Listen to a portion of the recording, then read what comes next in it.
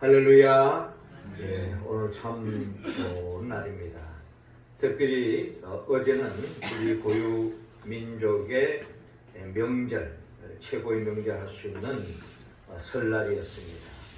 이 설날 연휴를 보내면서 이 거룩한 주일에 우리가 주께 나왔습니다.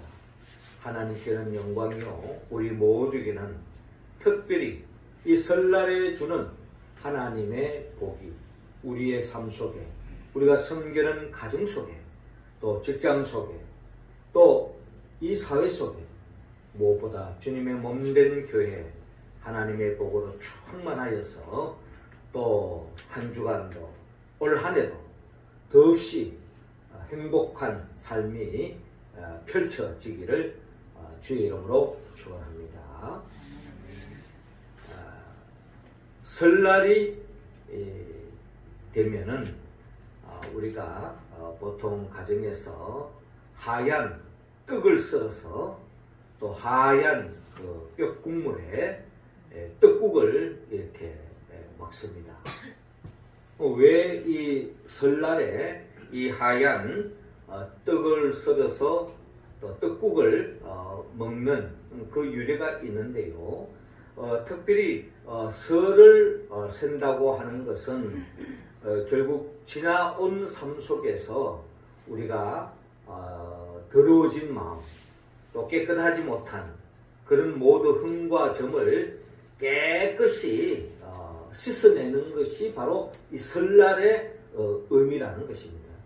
설을 센다고 하는 것은 결국 지난날의 삶의 모든 죄와 흠과 또 점을 다 씻어내는 것, 이게 바로 설날의 의미라는 거예요. 그래서 이 하얀 이 떡국을 먹는 것 또한 이처럼 하얗고 뽀얀 이 국물과 이 떡처럼 우리의 삶이 하얗게 깨끗하게 새롭게 세워지기 위해서 이렇게 떡국을 먹는다라고 하는 우리 민족의 전통 음식 문화 속에서 나타나 있는 의미라고 말하고 있습니다. 자, 우리는 지금 설날을 보내고 있어요. 하나님은 이제 묵은 때를 다 씻어내고 새롭게 변화되어져서 깨끗한 마음으로 더없이 밝은 삶을 살아가기를 하나님은 원하고 있습니다. 자, 그런 의미에서 오늘 우리가 읽은 성경의 본문의 말씀은 예수님께서 이 세상의 그 무엇으로 비교할 수 없는 해와 같이 하얗게 광채가 빛나는 그런 새로운 모습으로 변형되어지는 이야기를 오늘 본문을 통하여 우리에게 들려주고 있습니다. 이 이야기는 결국 하나님께서 이 설날을 보내면서 우리 모두도 이 영광스럽게 신비롭게 변형된 예수님을 말씀을 통하여 우리가 바라봄으로 장차 우리 모두가 예수 그리스도 안에서 새롭게 변화되어질 영광스러운 모습으로 변화되어질 장차 우리의 모습이라는 것을 기억하고 또 우리가 그 생명에 참여하고 그런 영광스러운 신비로운 모습으로 변화되기 위해서는 우리는 어떤 삶의 길로 걸어가야 하는가 하는 것을 하나님은 오늘 성경의 본문을 통하여 우리에게 말씀하고 있습니다. 자, 그러기에 우리 모두가 이 영광스러운 주님과 같이 새롭게 변형되어지기 위해서는 먼저 오늘 본문 구절을 통하여 먼저 우리에게 보라고 말씀하고 있습니다. 무엇을 우리가 봐야 할 것인지 오늘 본문 2절 말씀 같이 읽어봅시다. 시작. 엿새 후에 예수께서 베드로와 야고보와 요한을 데리시고 따로 높은 산에 올라가셨더니 그들 앞에 변형되사. 아멘. 자, 오늘 본문 2절을 바라보면 엿새 후에 예수께서 베드로와 야고보와 요한을 데리시고 따로 높은 산에 올라가셨더니 그들 앞에 변형대사라고 말씀하고 있습니다. 먼저 이 2절에 보니까 엿새 후의 이야기를 우리에게 들려주고 있습니다. 그러니까 예수님이 산에서 변형되어져 가지고 3절에 그 옷이 광채가 나며 세상에서 빨래하는 자가 그렇게 희게 할 수 없을 만큼 매우 휘어졌더라 라고 말씀하고 있는데요. 이처럼 예수님께서 산에 올라가서 이처럼 세상에 빨래하는 자가 그렇게 희게 할 수 없을 만큼 매우 조금도 흠과 점이 없는 영광스러운 모습으로 신비로운 모습으로 하얗게 변화되어지는 그런 모습을 보여주는데 이 일이 있기 엿새 전에 어떤 일이 있었느냐? 오늘 본문 2절에 보니까 엿새 후에 이런 일이 생겼다는 거예요. 그럼 엿새 전에 무엇이 있었는가? 우리가 본문의 말씀을 앞에 우리가 더듬어 보면 마가복음 8장 31절에 이런 말씀이 나옵니다. 인자가 많은 고난을 받고 장로들과 대제사장들과 서기관들에게 버림받아 죽임을 당하고 사흘 만에 살아나야 할 것을 비로소 그들에게 가르치시되라고 기록되어져 있습니다. 자, 이 말씀은 이 예수님께서 영광스러운 모습으로 변화되기 엿새 전에 예수님께서 제자들에게 어떻게 보면 예수님의 메시아의 비밀이라고 할 수 있는 중요한 앞으로 되어질 일들을 주님이 밝히고 있다는 거예요. 그 일이 뭔가 하니 인자가 많은 고난을 받고 장로들과 대제사장들과 서기관들에게 버림받아 죽임을 당하고 사흘 만에 살아나야 할 것이다 라고 말씀합니다. 자, 여기에서 아직 제자들은 이 부활의 세계에 대해서 큰 믿음이 없어요. 그러나 현실적으로 주님의 말씀을 들으니 예수님께서 많은 고난을 받고 죽임을 당한다라는 이 말이야말로 아마 제자들로 하여금 맥이 팍 풀리는 그런 말씀으로 다가왔을 거예요. 예수님의 말씀은 내게 힘이 되어지고 희망이 되어지고 소망이 되어지고 비전이 되어져야 되는데 이런 말씀을 했을 때에 제자들 입장에서는 한마디로 황당하지 않겠어요? 한마디로 어처구니가 없는 거예요. 왜? 그들은 배와 건물을 두고 심지어 직장까지 버리고 가족까지 버리고 지금 주님만 바라보고 주님으로 인하여서 뭔가 한번 인생의 팔자를 한번 풀려보고 주님으로 인해서 뭔가 의미 있는 인생을 한번 살아보려고 주님 따라가고 있는데 주님이 고난을 받고 죽는다고 이야기하니 그때의 제자들의 마음은 어떻겠습니까? 한마디로 절망감이 사로잡혀서 있대요. 자, 이런 이야기를 하고 난 뒤에 엿새 후에 바로 이처럼 예수님께서 제자들을 데리고 산에 갔습니다. 다 데려간 것이 아니라 특별히 베드로, 야고보, 요한을 데리고 올라갔다. 특별히 여기서 우리는 베드로를 주목할 필요가 있습니다.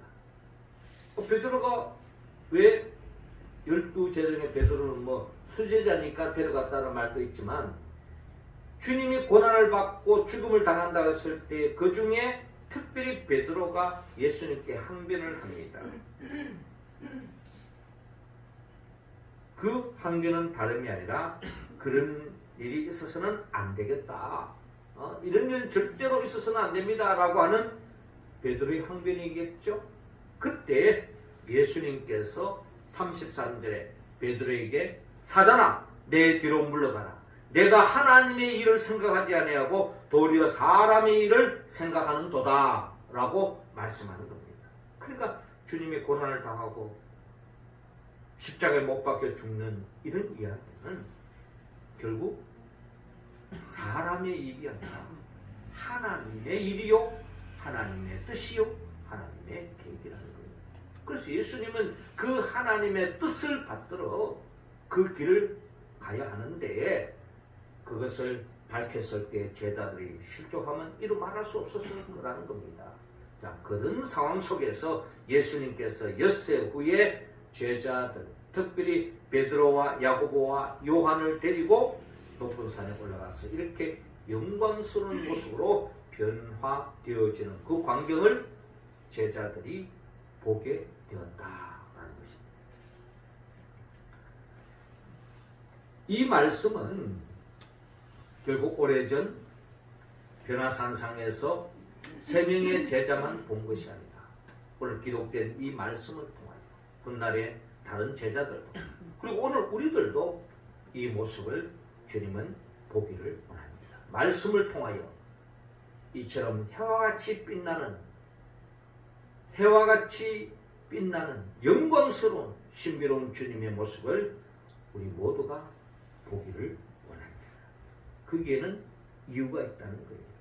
조금 전에 말씀드렸듯이 엿새 전에 주님의 그 고난 그리고 주님의 죽음 이 일이 진행되기 전에 제자들에게 이 광경을 보기를 원하는 것입니다.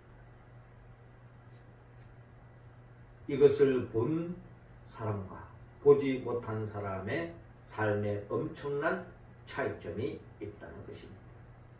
우리는 창세기 어떻게 보면 가장 완벽한 타락한 이후에 온전한 모습으로 보여줬던 사람 중에 요셉을 우리가 이야기합니다. 요셉이 창세기 이 마지막에 보면은 정말 아브라함과 이삭과 야곱의 그 장점을 다 골고루 취한 완성된 인물로서 우리가 요셉을 이야기하는데 이 요셉이 훗날에 애굽의 총리가 되는 거예요. 근데 이 요셉이 애굽의 총리가 되어가지고 요셉으로 인하여서 모든 사람들이 살 길이 열립니다. 요셉 하나가 바로 세워지니까 애굽 사람은 말할 것 없고 주변에 있는 많은 나라의 사람들도 그 기근 속에서 요셉으로 인하여 살 길이 열려요. 심지어 요셉의 형제들, 부모, 모든 자녀들, 자손들까지도 복을 받는 역사가 일어나는데 이 요셉이 총리가 되기 전까지는 너무나도 험난한 어려움의 역경이 있었습니다. 그렇잖아요.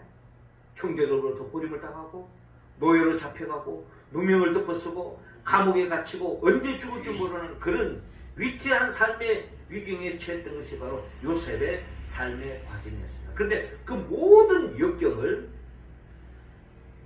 원망불평하지 않고 그 누구도 원망불평하지 않고 그 어려움을 이겨낼 수 있던 힘은 어디에서 있느냐? 성경을 통하여서 분명히 밝히고 있습니다. 그것은 바로 하나님께서 이런 어려움을 겪기 전에 하나님께서 요셉에게 2가지의 꿈을 통하여 계시합니다. 그 꿈의 내용이 뭡니까? 자신의 별을 향하여서 부모를 상징하는 해와 달과 그리고 형제들의 그 별이 자기들을 자기 자신에게 에워싼다는 겁니다.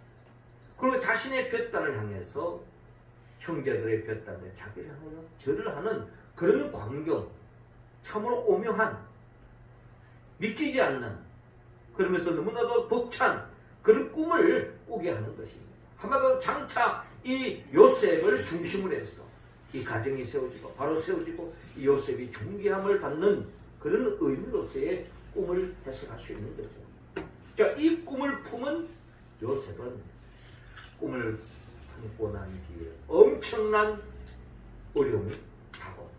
그러나 그 모든 것을 이겨나갈 수 있던 것은 일찍 그의 마음속에 하나님이 안겨주신 꿈을 통한 그 계시의 말씀을 그는 마음에 품고 그 말씀을 믿었기 때문에 그 꿈을 믿었기 때문에 그는 그 어떠한 어려움도 이겨나갔습니다. 내게 어려움이 있고 지금은 환난이 있지만 나는 장차 하나님께서 나를 높이 들어서시고 모든 사람들이 존귀한 자리에 설 것이다 라고 하는 그 믿음이 그 어려운 현실, 그 어려운 역경을 다 뚫고 나간다는 거죠. 이거는 요셉만의 이야기가 아니에요. 믿음의 선배들의 공통적인 이야기입니다. 우리가 잘 아는 모세도 마찬가지예요. 여러분, 모세가 백성들을 이끌고 애굽의 그 고통 속에 있는 백성들을 이끌고 적과 꿀이 흐르는 땅, 약속의 땅을 이끌어가는 그 과정을 보세요. 얼마나 많은 어려움이 있습니까? 바로가 방해하죠. 방해 끝에 결국에는 출애굽했지만 홍해가 가로막혀 있었죠. 홍해를 뚫고 나갔지만 광야의 여정이요. 그것도 40년 동안. 가는 곳곳마다 많은 대적들도 있었지만 무엇보다도 자기가 섬기고 있는 백성들로부터 대적을 당하고 불평을 받고 그들로부터 어려움을 겪는 그런 아주 험난한 과정이 있습니다. 그러나 그 모든 것을 뚫고 나아갈 수 있는 것은 모세가 그 사명을 감당하기 전에 하나님께서 캄캄한 밤중에 뜰기나무 가운데 불이 붙었는데, 뜰기나무는 우리가 말하는 말은 바싹 마른 그런 어떤 나무 가지와 똑같은 거예요. 그 불이 붙으면 순간적으로 확 불이 붙고 순간적으로 꺼지는 게 뜰기나무에 불이 붙었을 때 나타나는 현상이에요. 그런데 이 뜰기나무가 불이 꺼지지 않는 거예요. 그 칠흑 같은 어둠 속에 꺼지지 않는 그 불빛을 모세에게 보여주는 거예요. 결국 하나님을 만난 거죠. 꺼지지 않는 불꽃, 그 하나님을 만난 그 이후로 요셉은 어떠한 어려움 속에도 절망하지 않습니다. 어떤 역경도 뚫고 나갑니다. 왜?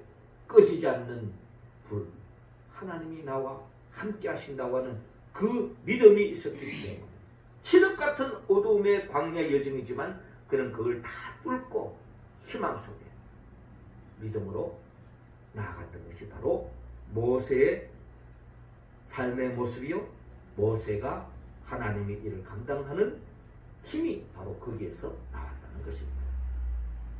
자, 이런 맥락 속에서 오늘 본문에도 예수님께서 영광스러운 모습을 제자들에게, 오늘 우리에게 보여주는 것은 앞으로 우리의 삶의 여정 속에 어떤 일이 일어날지 아무도 모르는 겁니다. 어떤 일이 일어날지. AI라고 하는 존재가 등장하면서 이것이 우리에게 정말 불러오시는 건지, 아니면 이로 인하여서 우리의 삶이 더 황폐해질 것인지 그건 아무도 모르는 거예요. 중요한 것은 영광스럽게 변형되는 그 주님을 마음에 심은 사람은 그 어떠한 어려운 역경도 이겨나갈 수 있다. 예수님께서 바로 이 제자들에게 이제 예수님이 앞으로 펼쳐질 삶은 뭡니까? 이제 산 밑에는 십자가가 기다리고 있는 거예요. 고난의 길을 향하여 하나님의 뜻을 이루기 위하여 나아가는 그 과정은 이 세상 속에서 하나님의 뜻을 이룬다고 하는 것은 어려움이 따라오고 역경이 따라오고 고난이 반드시 따라온다는 거예요. 그러나 주님은 거기에 절망하지 말고 앞으로 우리는 영광스러운 모습으로 변화되어진 그날을 꿈꾸면서 어려움을 이겨나가라고 우리에게 말씀하고 있는 것입니다. 로마서 5장 2절에서 4절을 보면 또한 그로 말미암아 우리가 믿음으로 서 있는 이 은혜에 들어감을 얻었으며 하나님의 영광을 바라고 즐거워하느니라. 다만 이뿐 아니라 우리가 환난 중에도 즐거워하나니 이는 환난은 인내를, 인내는 연단을, 연단은 소망을 이루는 줄 알미라 라고 말씀하고 있습니다. 결국 주님께서 우리에게 이 세상에서 빨래하는 자가 그렇게 희귀할 수 없을 만큼 매우 휘어진 영광스러운 모습으로 변형된 모습을 우리에게 보여주는 이유가 바로 여기에 있기 때문에 우리는 말씀을 통하여 그렇게 변형된 주님을 우리가 영적인 눈으로 바라보고 또 그 모습이 장차 우리 모두가 그 영광에 참여할 것을 믿고 그 믿음으로 설날을 보내고 설날을 맞이하고 또 새해를 열어가는 우리 모두가 되기를 주의 이름으로 축원합니다. 이어 두 번째로 우리가 그 영광스러움의 자리에 참여하기 위해서 오늘 보면 9절을 통하여 또 말씀합니다. 들으라고 말씀합니다. 우리가 뭘 들어야 합니까? 7절 말씀 우리 같이 한번 읽어봅시다. 시작. 마침 구름이 와서 그들을 덮으며 구름 속에서 소리가 나되 이는 내 사랑하는 아들이니 너희는 그의 말을 들으라 하는지라. 아멘. 자, 이어지는 본문 4절을 보면요, 이에 엘리야가 모세와 함께 그들에게 나타나 예수와 더불어 말하거늘이라고 기록되어 있습니다. 그러니까 지금 이 영광스럽게 신비롭게 변화된 그 예수님이 모세와 엘리야와 함께 대화를 나누고 있는 광경을 보게 되어집니다. 한마디로 시공간을 뛰어넘는. 모세가 언제 시대 때 사람이고 엘리야가 언제 시대 사람이고, 이 모세와 엘리야가 예수님과 함께 대화를 나누고 있는 광경을 보게 되어집니다. 시공간을 뛰어난 신비로운 광경이죠. 그때 베드로가 그 순간이 너무나도 황홀했든지 감격스러웠든지 또 그 상황이 너무나도 이상적인 순간이었든지 5절에 베드로가 예수께 말하되 보아되 랍비여 우리가 여기 있는 것이 좋사오니 우리가 초막 셋을 짓 때 하나는 주를 위하여 하나는 모세를 위하여 하나는 엘리야를 위하여 하사이다. 이것이 너무 좋습니다. 이것에 초막을 짓고 함께 주님과 함께 여기에서 그냥 머물고 싶습니다 하는 베드로의 그 솔직한 마음을 고백하는 거예요. 그때에 6절에 이는 그들이 몹시 무수함으로 그가 무슨 말을 할지 알지 못함이더라. 여기서 이제 무수한다는 것은 부정적인 어떤 의미의 무수보다는 어떻게 보면 주님 앞에 경외하는 그런 마음으로 다가갔다라고 우리가 표현할 수 있겠습니다. 자, 그런데 그런 상황 속에서 7절에 마침 구름이 와서 그들을 덮으며 구름 속에서 소리가 나되 이는 내 사랑하는 아들이니 너희는 그의 말을 들으라 하는지라 라고 말씀하고 있습니다. 자, 그러니까 구름이 덮이면서 이 구름 속에서 소리가 났다는 말은 하나님께서 들려준 음성이 있었다는 거예요. 그게 바로 뭐냐? 이는 내 사랑하는 아들이 너희는 그의 말을 들으라 라고 말씀합니다. 모세의 말을 들으라는 것도 아니고 엘리야의 말을 들은 것도 아니고 예수님의 말을 들으라. 예수님께 주목하라는 거예요. 이게 바로 하나님의 음성이요 하나님의 뜻이었더라. 그래서 8절에 보니까 문득 둘러보니 아무도 보이지 아니하고 오직 예수와 자기들 뿐이었더라. 그러니까 결국 모세도 엘리야도 중요하지만 그보다 더 중요한 분이 있다. 우리가 주목해야 할 분, 우리가 집중해야 할 분, 우리가 붙잡아야 할 분은 오직 예수님밖에 없다는 거예요. 그 예수님을 붙잡는다는 말은 예수님의 말씀에 귀를 기울이고 그 예수님의 말씀대로 말씀을 듣고 따라가는, 이게 바로 하나님 아버지의 뜻이라는 것을 오늘 본문을 통하여 우리에게 밝혀주고 있는 것입니다.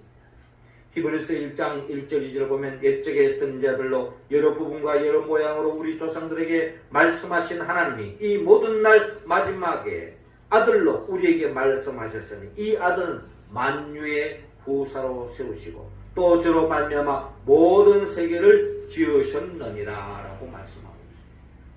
이 마지막 때 우리가 붙잡아야 할 말씀은 오직 예수 그리스도의 말씀밖에 없어요. 주의 말씀입니다. 그래서 성경 속에도 특별히 사복음서가 왜 중요하냐? 사복음서는 역사적으로 제일 마지막에 기록되어졌고 사복음서야말로 결국 예수님의 말씀이 그대로 담겨져 있기 때문에 특별히 우리는 예수님의 말씀에 주목하고 그 말씀대로 우리가 삶으로 이어질 때에 우리는 진정 하나님의 그 영광스러운 삶의 자리에 참여할 수 있다는 것입니다. 예수님을 붙잡아야 합니다. 예수의 말씀에 귀를 기울여야 합니다. 주의 말씀을 들어야 합니다. 요한복음 15장 5절에 나는 포도나무여 너희는 가지니 그가 내 안에 내가 그 안에 거하면 많은 열매를 맺는 나를 떠나서는 아무것도 할 수 없다. 올 한 해 여러분 주 안에서 많은 열매를 맺고 싶습니까?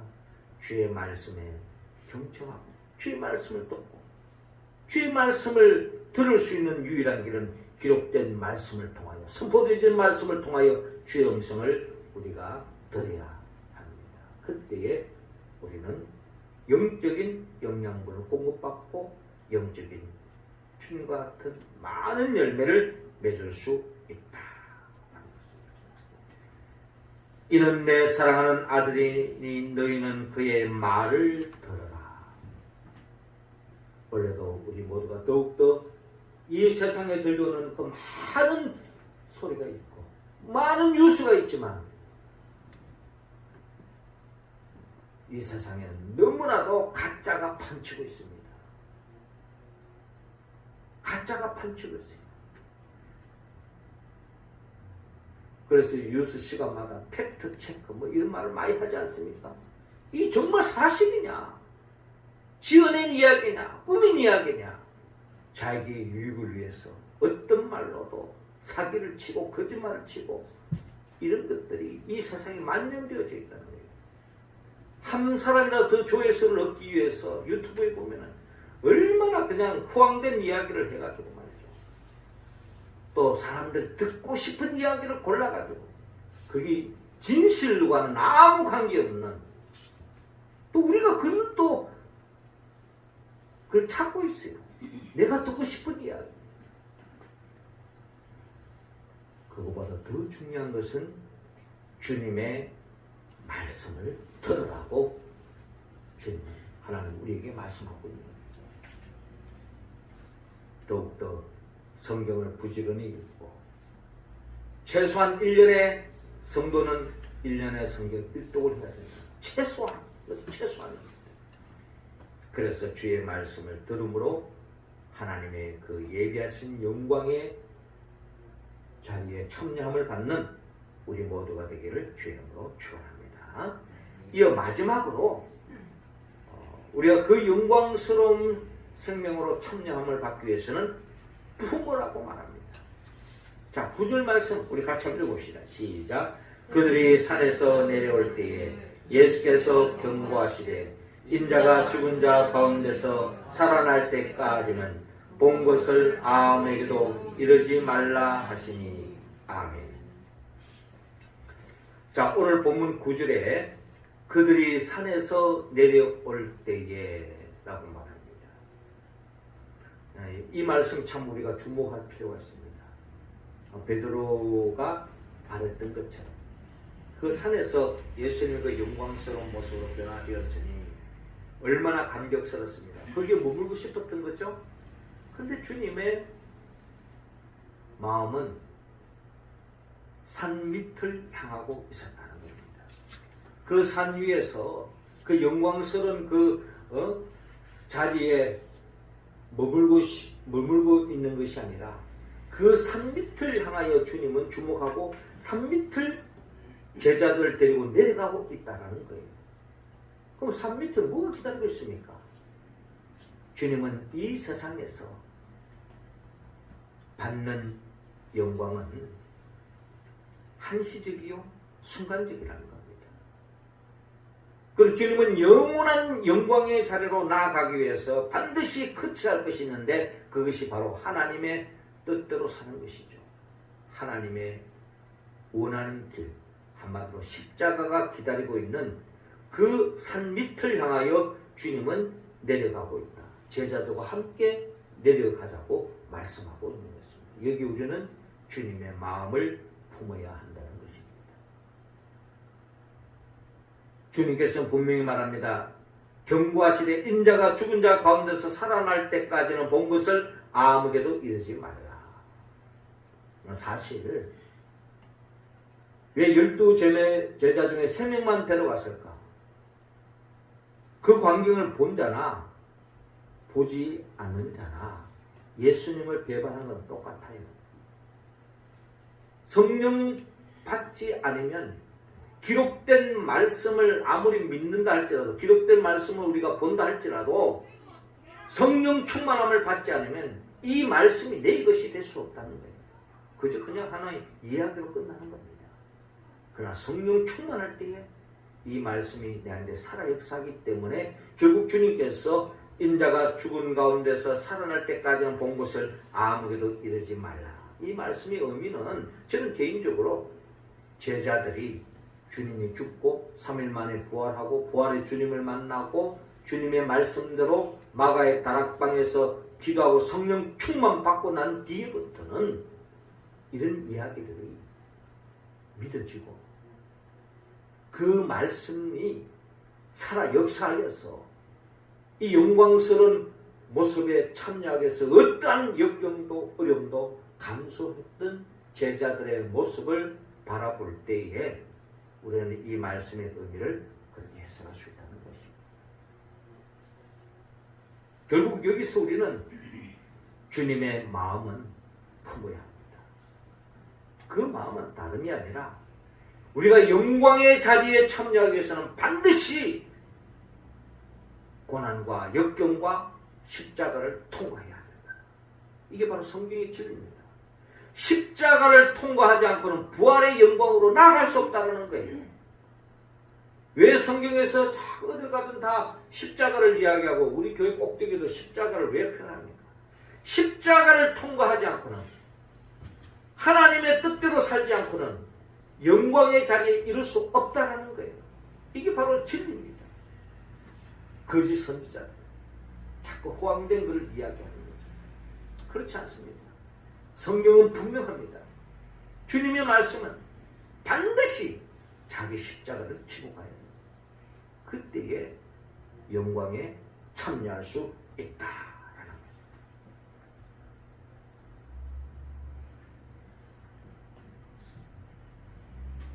십자가가 없는 부활은 없습니다. 예수님이 그걸 몸소 보여주셨잖아요. 십자가를 통과해야만이 부활의 영광에 참여할 수 있습니다. 우리가 다음 주부터는 사순절이 됩니다. 이제 사순절을 주님이 묵상하는데 사순절을 통하여 우리는 고난 받으신 예수님을 깊이 묵상합니다. 십자가를 통과한 부활이 없다면 그 십자가는 고난으로 끝나는 겁니다. 그러나 주님의 뜻대로 당하는 고난은 여러분 감사함으로 받아들이시기 바랍니다. 주님의 뜻 가운데 요구하는 삶은 거기에는 어려움이 있습니다. 고통이 있습니다. 때로는 물질적인 손해가 있습니다. 세상적으로 때로는 오해를 받을 때도 있습니다. 그러나 그것이 참고 나가면 하나님께서는 세상 사람들이 몰라줘도 주님은 압니다. 주님은 보상해 주시고 때로는 30배, 60배, 100배의 결실을 맺게 해주는 겁니다. 한 알의 밀알이 땅에 떨어져 죽는다고 하는 것은 없어지는 거 아닙니까? 그러나 거기에 30배, 60배, 100배의 결실을 맺게 해준다는 겁니다. 누군가가 이런 이야기를 했습니다. 무지개를 보려면 비를 견뎌라. 비 온 후에 무지개가 꽃피지. 비도 오지 않는데 무지개가 등장할 수 있겠습니까? 무지개를 보려면 비를 견뎌야 한다라는 것입니다. 기월 12장 2절에 믿음의 주여 또 온전케 하시는 임 예수를 바라보자. 저는 그 앞에 있는 즐거움을 위하여 십자가를 참으사 부끄러움을 개의치 아니하시더니 하나님 보호자 우편에 앉으셨느니라.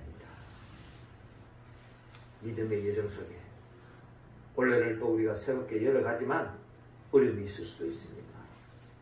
주님의 뜻이라면 우리 그걸 또 감사함으로 받아들여야 됩니다. 그리고 거기에는 아픔으로 고생으로 고통으로 끝나지 않습니다. 하나님은 반드시 하나님의 뜻 가운데 주님을 마음을 품고 주님의 뜻대로 사는 사람은 반드시 하나님이 보상해 주신 줄로 믿으시기 바랍니다. 사랑하는 성도 여러분, 하나님은 우리 모두가 이 설날을 보내면서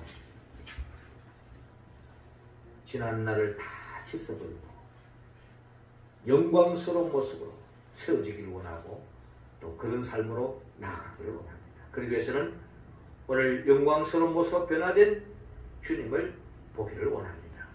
그리고 그 주님의 말씀을 듣기를 원합니다. 그리고 주님의 마음을 품고 주님과 같이 십자가를 즐거운 마음으로 지고 가서 부활의 영광에 이르는 우리 모두가 되기를 하나님은 원하고 있습니다. 우리가 어떻게 이 말씀에 온전히 응답할 수 있습니까? 성령의 도움이 없이는 할 수 없습니다. 베드로도요, 주님의 영광스러운 모습을 봤잖아요. 그럼에도 불구하고 베드로가 주님을 3번이나 부인하지 않았습니까? 우리가 성경에 기록된 말씀을 본다고 그게 다 아니에요. 그것을 믿는다? 좋습니다. 그러나 성령 충만함을 받지 않으면 이 말씀이 내 삶 속에 살아 역사할 수 없다라는 거죠. 그래서 우리는 성령의 충만함을 받아야 되는 것입니다. 성령은 예수부터 이름입니다. 예수가 누구입니까? 예수님은 우리를 위하여 천지 만물을 창조하신 분입니다. 그리고 우리 모두가 말씀으로 창조된 이 세상 속에서 더 없는 복된 삶으로 영원한 생명길로 인도하기 위해서 하나님의 나라의 복을 누리게 하기 위해서 주님은 죄로 말미암아 잃어버린 우리들을 그 복을 다시 되찾기 위하여 친히 인간의 몸을 오셔서 우리 죄를 대신 짊어지고 십자가에 못 박혀 죽으시고 죽은 자 가운데 3일 만에 부활하시고 성천하시고 그리고 우리에게 지금도 그 주님을 믿는 자들에게 성령을 보내주고 왜? 성령 받은 자만이 하나님의 말씀을 믿을 수 있고 삶으로 이어질 수 있기 때문에 그래서 그 말씀대로 사는 우리 모두를 영원한 천국으로 인도하기 위하여서 장차 재림하여 오신 예수 그리스도 그분의 영보에서 성령의 도움을 받았어. 오늘 본문의 말씀처럼 그 영광스러운 주님을 말씀을 통하여 보고 또 주의 말씀을 듣고 주님의 마음을 품고 앞에 있는 그 기쁨을 위하여 십자가를 참고 어떤 어려움도 이기고 나아가는 우리 모두가 되기를 주의 이름으로 축원합니다. 기도드리겠습니다. 하늘에 계신 우리 아버지, 이 시간 우리 각자 한 사람 한 사람에게 성령의 기름을 부어 주옵소서. 나를 위하여 십자가에 못 박혀 죽으시고 부활하신 그 예수 그리스도의 영으로 충만함을 받아 오늘 본문에 기록된 말씀을 통하여 영광스러운 모습으로 변화된 주님을 보게 하시고 주의 말씀을 듣게 하시고 주님의 마음을 품고 우리 모두가 그 산 밑에 십자가를 즐거운 마음으로 지고 주의 뜻대로 살아가서 우리 모두가 되게 하여 주옵소서. 예수님의 이름으로 기도드리옵나이다.